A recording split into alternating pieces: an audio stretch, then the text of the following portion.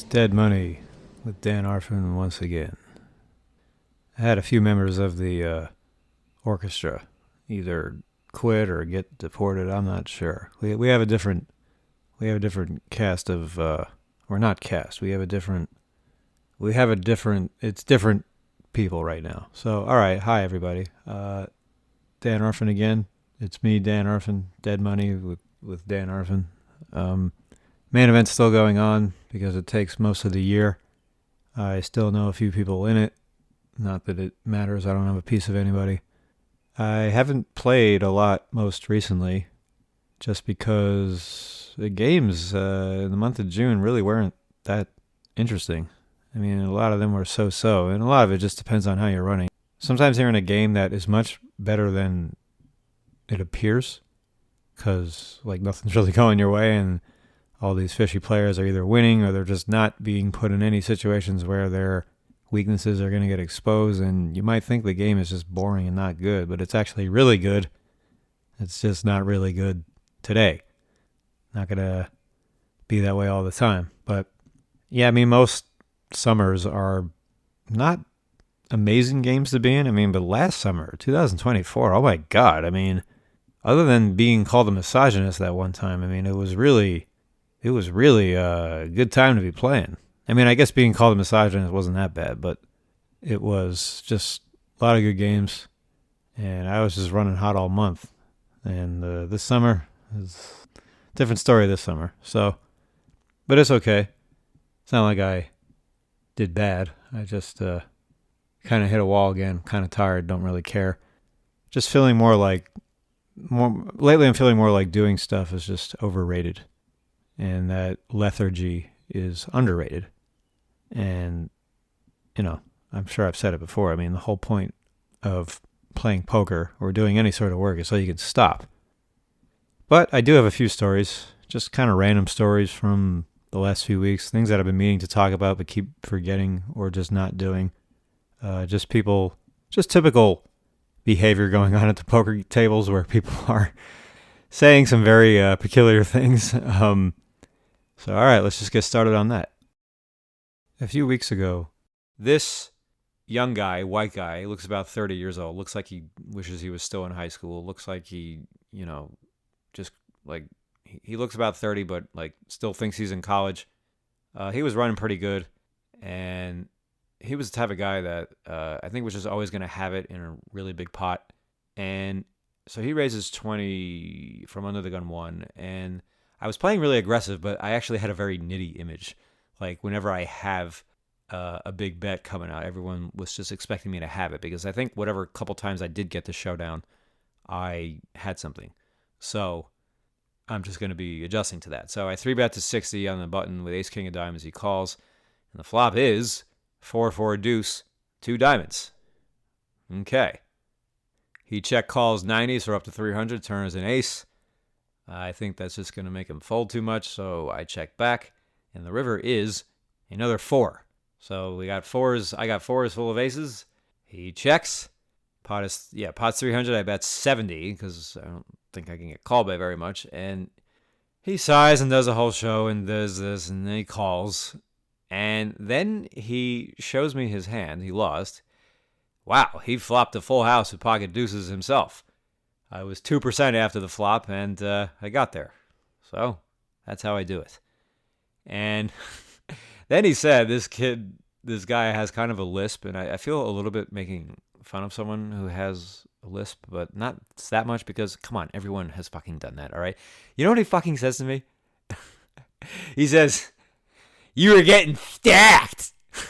Like, just arrogantly concluding and assuming that there's just no way I get away from this hand on the river.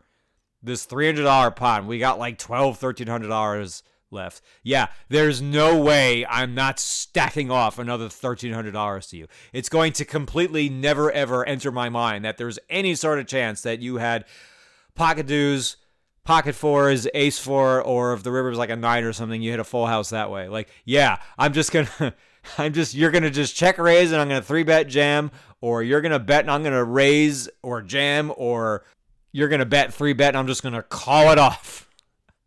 I was like, yeah. I was like, oh, yeah, definitely. I was definitely getting stacked there. I mean, I don't know what was dumber, his comment or his river call. What the fuck did he think I was going to turn over?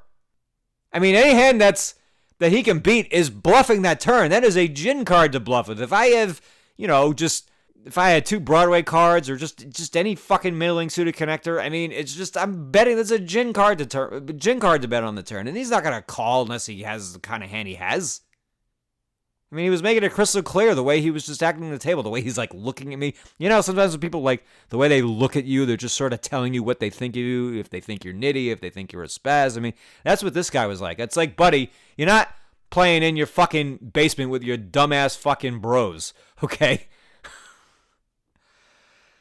I mean, look, man, it's like, yeah, I know you got fucked really hard to lose that pot, but like, you don't have to just make a terrible call. I mean, you can just show fold your hand too. It's like, this is why you got to bet. This is why you got to down bet the river sometimes, even with a huge hand, because people are not going to call anything except maybe that size, and they often will call that size because they feel too stupid for folding to that size, even though that size is going to be value. You don't have to just donate. But he did, so lucky me. Otherwise, I would have gotten stacked. Can't you just lose the pot and shut up? I mean, all right. So I played a couple times at the Venetian as well recently, just because the win was getting so boring, and I always felt that when you're either losing, you're just not excited by the results in recent past at a certain place, that you should just switch it up and go to another room. I mean, it's not that you have to, but change of scenery will probably feel nice. Whether it's playing at another room or just coming in at a different time. I usually play the day games, but I never stay with a routine. I mean, sooner or later I just get bored. So my routine is no routine. Just wake up each day and do whatever the fuck feels good for that day. So I saw a guy who looked American and was playing like he was American, but he turned out to be European. I see him flat in early position raise with 7-6 offsuit from, I think it was the cutoff. And then later in the session, he said to someone he knew in the game after he went on a little rush of winning, he said, "I'm playing well today." Okay. And I know I just said that the games actually have not been that good this summer, and they haven't, but on occasion I still got to see a moment like this one, and that at least provided some hope. And then this guy made a pretty solid fold in a spot where most people wouldn't, even though they know they should. Didn't really watch the action, but this really old white guy, he just is the classic rock American nit. I saw him overlimp ace-queen suited in a straddled pot earlier. He gets into a 3-bet pot with this European guy, and he overbets the river for like $300, I think. It was an ace-high board. And then the Euro said, "If I fold, will you show me your hand for $5? And the elder statesman ignored him. Then the Euro says, "I fold." And he said it low and it was hard to hear, but he did say it. The dealer verified he had. Because the elder statesman did not hear him say, "I fold." And then the European pushed this "show me your hand for $5" crap one step further when he threw a chip in. So the old guy thought he was calling when he threw in that chip. So he turns over pocket aces for top set. Then the European shows pocket jacks for second set, and this old guy thought that he had called him. Now, he didn't get all upset about it, thinking he got angled or anything. He just didn't realize that he had decided to fold already and, was still desperately trying to find out what he had for a cool $5. So the Euro still gave him the $5 and got to see that he was correct. But then he would not shut the fuck up about it, about like how he knew it and that he wasn't angling and that he said he had folded, and then was asking, "Would you have shown me if you had realized I had meant to fold?" I mean, oh my God, can we just like move on with our lives? I mean, I know sometimes things are worth dwelling on for at least a few more minutes, but this? It makes me wonder, did I used to be this stupid? I don't know.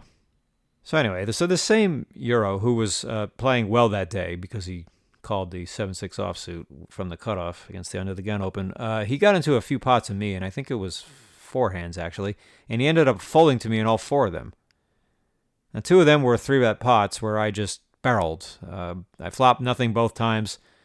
On the first one, I bluffed with queen high after a king came on the turn. In the other one, I had ace-jack offsuit and turned a jack, but he folded after that card came. And the other two hands were just single raise pots that didn't get very far. One of them, he opened limp called from early position, so playing well, like you said. And the other one, I think I just flopped something big out of the big blind and check raised after peeling pre when he had opened from the button. I didn't stay more than a couple hours. But when I racked up, he asked me, he's like, "Did you have it every time?" And I just gave my default humorous response when I said, "This is a secret." And he's like, "Come on." He's like, "I'm never going to see you again." I said, "How do you know that?" And I don't know what he said after that. I probably wasn't listening because what the fuck was he going to say to that? And this is just something I don't understand in general. What is it with everybody's obsession with finding out what you had after you're leaving a game? And why the fuck do they think they're so entitled that you need to tell them like you owe them something? Because he seemed a little annoyed that I wouldn't say. And I don't think I've ever done that. I mean, there probably were a couple times I baited for information, like sort of tactfully from someone, but before leaving a game. And I definitely wasn't like this subtle crybaby if they didn't give it to me. I mean, some people think this is, a friendly game or that we're all supposed to be nice to each other at some point. I ain't telling you shit. And if somebody ever is baiting for information from you, like wants to know what you had after a game, and you kind of don't want to tell them, but you're feeling the pressure, look, you just look them dead in the face and tell them, "I'm never going to tell you." So, I guess it's true what they say about men. They are such fucking babies who never grow up. Yet somehow they run the world. And this actually reminds me of another story from 1 or 2 years ago at the Wynn. I raised 20 under the gun with King Queen, and we went, I think, at least 7 ways, maybe even 8. And the first guy in to call my raise was this young Israeli reg on my left, although I didn't know yet that he was Israeli. And the flop came King, Queen, 8. So I got top 2 pair. I check, he checked, someone bet. I think someone called, I don't remember. All I know is I check raised. And then this guy went into the tank for days, and we were both very deep, but he folded. So that means he put but $20 into this pot. My check raise was called. Another Broadway card turned. I think it was a 10. I should have just jammed, but it actually went check. And then the river brought a 4-liner straight, and I ended up check folding. So, tilting result. I probably misplayed the hand on top of it, and I obviously was the big loser of this pot. But then this dumb fuck kid starts asking me, "What did you have? What did you have?" I was like, "Why do you want to know what I had?" He was like, I made a huge fold to you. He was like, "I had a set of 8s. I was like, "Really?" I was like, "You folded 3 8s?" He was like, "Yeah." I was like, "Oh, okay." He's like, "Did you have a set?" He's like, "Come on, tell me." I said, "I'm not telling you what I had." I was like, "I didn't even win the pot." He's like, "Yeah, but come on." He's like, "I was like the big loser of the pot." He actually fucking said that. This little shit who called the pre-flop raise and then folded on the flop without putting another chip in was now declaring that he was the big loser of the pot. I said, "Oh, really? Why? Because you put $20 in?" Then he plays the same card as this other Dumbo just did when he says, he's like, "Come on." He's like, "I have a flight out tomorrow." He's like, "You're not going to see me again." I said, "Oh, really? Where are you flying to?" That's when he says Israel. I said, "Oh, well, that makes sense." Now look, I am Jewish, so I am fully allowed to say all of this. It is not racist. Israelis may not accept me as a Jew for whatever reason or reasons, but I don't care. In fact, all that does is add to this sentiment, which is I do not like fucking Israeli people. And they give people like me a bad name. Now, I'm not going to discuss the war, okay? Just how I feel about Israeli personalities. And while I've only encountered a fractional percentage of all those who exist, every single one of them have been shady, obnoxious, and aggressive. Because guess who I saw 2 days later at the Wynn when I came back? I didn't play in his game, but after a little while, I went over to him and said, "Hey, what happened? Did your flight get canceled?"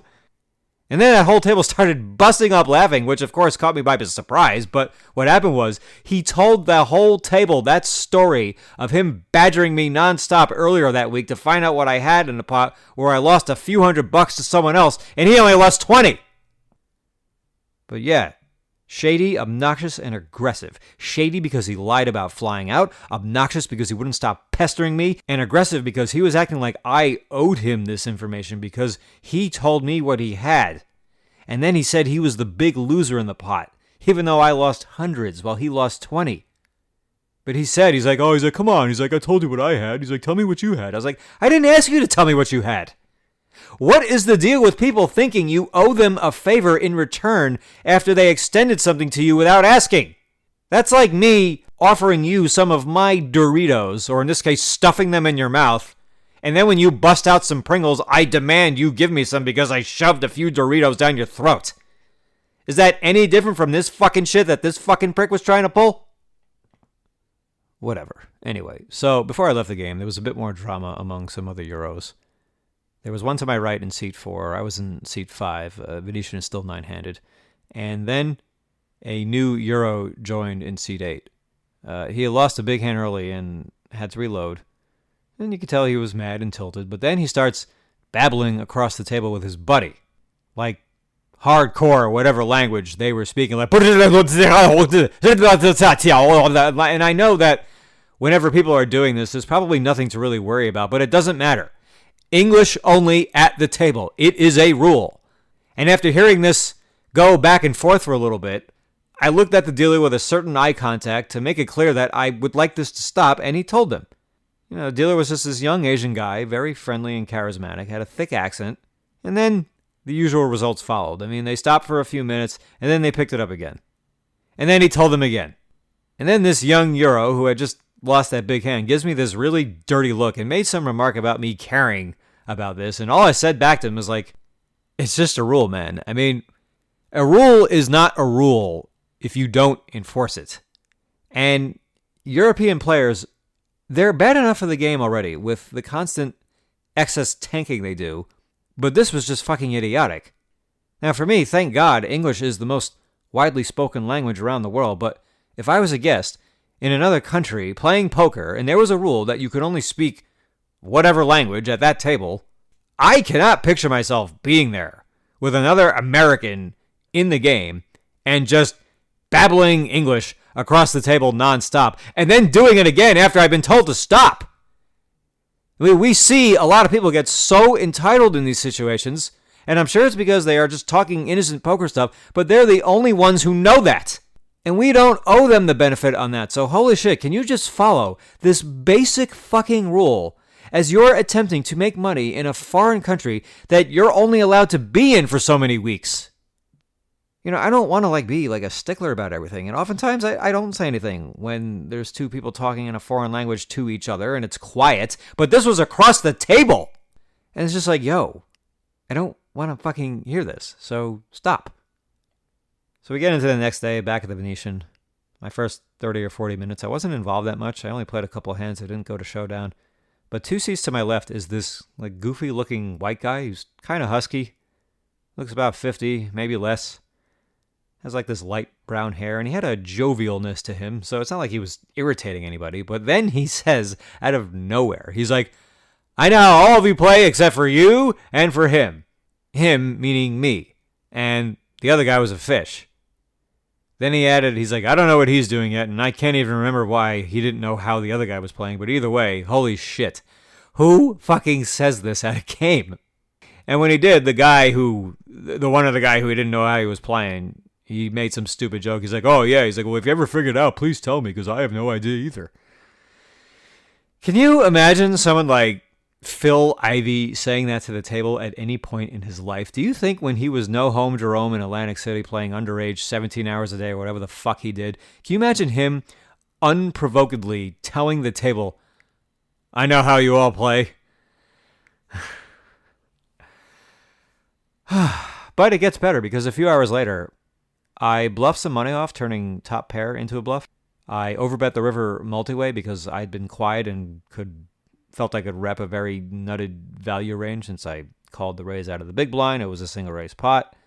I knew my pair was out-kicked, and a better kicker was the hand that ended up calling me.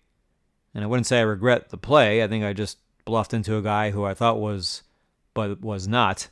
good enough to fold in that spot. I mean, it sounds funny because he made the decision that ended up being correct, but if he's in that situation a lot, his call is probably going to lose him a lot more money than it'll make him. So I see it mostly as just a bad result. But then, 2 hands later, I get aces. Someone raises, I 3-bet, and this same guy, this young Asian kid, he cold 4-bets me. I make a small 5-bet, and he calls that. The flop comes queen high, I check, and he checks. The turn was nothing. I bet something like 150 or 160 into 500. He calls. The river was a brick, and I jammed 800, maybe a little more, and he called that. So, woohoo. But then, and I'm not kidding, this was about 10 minutes later, maybe 15 at the absolute max, but I don't even think it was more than 10. The same guy who told the table he knew how all of us played, he starts talking to the Chinese reg on his left, and he's like, you missed. He's like, he won a really nice spot with aces. Like, it was about 45 minutes ago. He's like, you weren't here. Okay. So not only did he at least triple the amount of time in terms of estimating how long ago this hand took place, he had no memory whatsoever about this guy sitting right next to him when it happened. Now, this Chinese reg who he told him, he's like, you missed it. Not only was he there, he was paying extremely close attention to the hand. And this is a guy I don't see that much because he plays at the Aria most of the time, but I've seen him in town for years. I used to play with him a lot more. So I just said to him, I was like, it was about 15 minutes ago, and he saw the whole thing, and he was watching very closely. And then the reg laughs and said, yeah, I was. And then Goofy, I mean, I don't even know what he said after that, but it was probably something that had absolutely nothing to do with what we just told him. So it's just kind of amazing what poker provokes from people. And by amazing, people think of the word amazing as something as that's like really like impressive, I think amazing fits in a lot of contexts. Amazing just it's like, wow, that is just so hard to believe.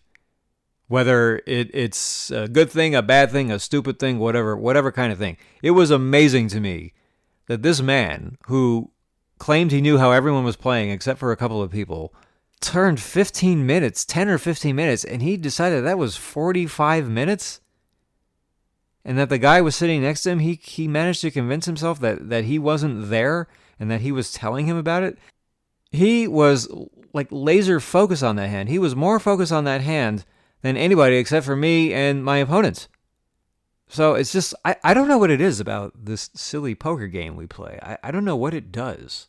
What does it do that it gets people to just completely disconnect from what the hell is going on and at all times? 10 minutes became 45 and the guy sitting next to him wasn't there? I mean, okay, fine. I'm not going to try and make sense of it. It's just, this is why I'm here. I just want to talk about it. There's no sense in trying to make sense of it. The senselessness of it all is the only thing that gives it sense. So, all right. I mean, I'll just wrap up for now. Like I said, there's not too much going on lately. I mean, I want to play, but I'm really just kind of stuck in lethargy mode. I've basically been a reptile the last few days, just chilling one spot for hours. Then you come check on me a little while later and you say, oh, look, he moved across the room. I ordered a new microphone, though. I don't know when exactly or who's going to appear in what order, but in the coming weeks, we're going to have some more guests here on the Dead Money Podcast, so I'm certainly looking forward to bringing you them. Until then, I'll probably just go get stoned again and watch some more Mets baseball. Maybe they can give up another 15 runs since their whole pitching staff has completely caved with injuries. But, all right, fuck that. No, we're not talking about that. So, all right, thanks again, guys. We'll see you next time.